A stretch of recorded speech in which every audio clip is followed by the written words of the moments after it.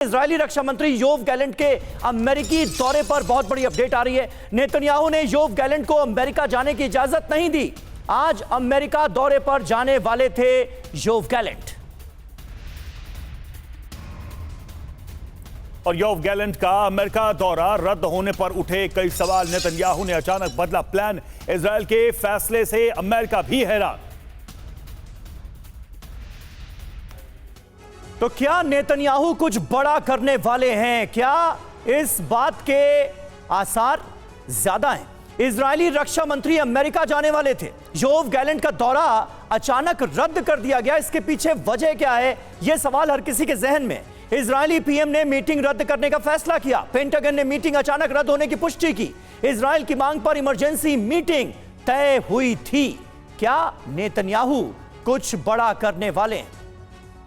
बिल्कुल ये सवाल उठ रहा है, क्योंकि इस तरह के फैसले इस हालात में लिए जा रहे हैं तो ये सवाल भी लाजमी है। और नेतन्याहू ने मंत्री का अमेरिका दौरा जो रद्द किया है उससे कुछ बड़े सवाल जरूर उठ रहे हैं। क्या है वो सवाल, उन पर गौर करते हैं। बड़े सवाल क्या है? पहला सवाल, क्या अमेरिका इजरायल के बीच सब ठीक नहीं है? क्या इस वजह से यह स्थिति पैदा हुई है? दूसरा, नेतन्याहू ईरान में न्यूक्लियर साइट पर हमला करना चाहते हैं और इस वजह से यह इमरजेंसी में फैसला लिया गया है, आपात फैसला लिया गया है। क्या जो बाइडेन के स्टैंड से नेतन्याहू नाराज हैं? यह भी अहम सवाल है। कैप्टन श्याम, आप किस तरह से देखते हैं? अमेरिका पूरी तरह से इजराइल के साथ खड़ा नजर आता है, तब भी जब वो ये कहता है कि युद्ध आगे हम नहीं बढ़ाना चाहते, हम चाहते हैं कि इस रीजन में शांति हो, तब भी अमेरिका पूरी तरह से इजराइल के साथ हर फैसले में खड़ा रहता है।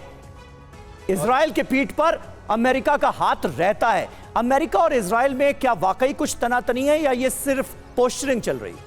ये प्रश्न लाजमी है और सबके पटल पे जरूर आना चाहिए, पर इससे दूर हट के बहुत सारे अंदर की घटनाएं होती हैं। नेतन्याहू एक बहुत ही शातिर स्टेट्स पर्सन है। नीजक रिएक्शन से कोई काम नहीं करते। 8-10 महीने तक लगातार उन्होंने इंतजार किया था, लेबनान के शोलों को झेलते रहे, और तब जब वो एक तरफ से हमास की तरफ से थोड़े निश्चिंत हुए, उस समय तो उन्होंने अपने वुमेन फोर्सेस को लेबनान के बॉर्डर पर रखा हुआ था। वो एक तरह से उनको कुछ देखते भी नहीं थे।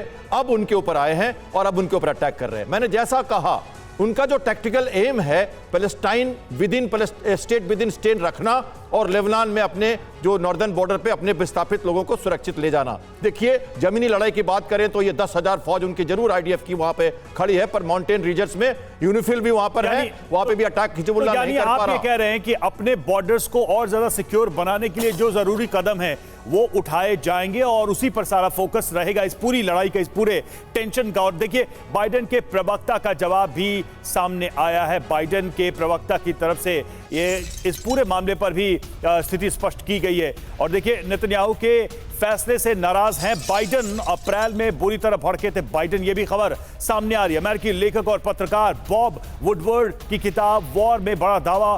बाइडेन ने कहा था नेतन्याहू बहुत बुरे इंसान है, नेतन्याहू हर बात पर झूठ बोलते हैं। बाइडेन की नाराजगी का जिक्र किया गया।